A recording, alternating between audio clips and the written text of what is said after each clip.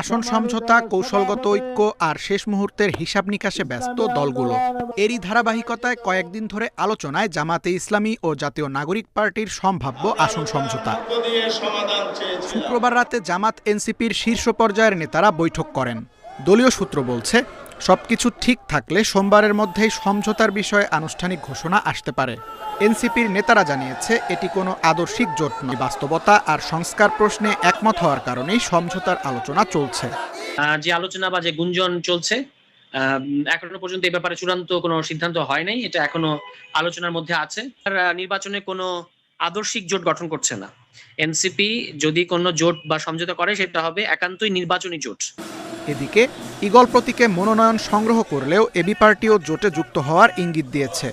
দলটির শীর্ষ নেতার বক্তব্যে উঠে এসেছে বৃহত্তর ঐক্যের কথা।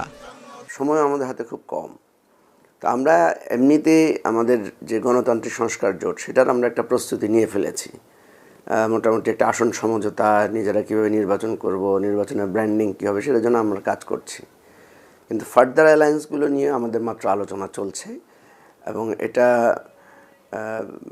এটার সমাধান বা এটা নিয়ে চূড়ান্ত কথা বলতে আরও একটু সময় লাগবে। জামাত নেতারা বলছেন, এনসিপির সঙ্গে আলোচনা চলমান থাকায় এখনই প্রার্থী তালিকা চূড়ান্ত হয়নি। কে আসবে না আসবে বা কোন দলের সাথে কোন দলের জোট হবে, সমঝোতা হবে, ইলেকশন হবে, এগুলো আসলে ফাইনাল শেপ নিয়ে দৃশ্যমান হওয়া পর্যন্ত নিশ্চিত করে কোনো কিছু আসন বন্টন এবং নির্বাচনে যাওয়া। এক্ষেত্রে এনসিপি আর অন্যান্য যারা ফেসিবাদ বিরোধী দল আছে, সবার জন্য দ্বার মুক্ত আছে। জামাত সহ ইসলামী ৮ দলের জোটে এনসিপি, এবি পার্টি সহ আরও কয়েকটি দল যুক্ত হলে আসন্ন নির্বাচনে বড় ধরনের রাজনৈতিক সমীকরণ বদলের আভাসই দিচ্ছে।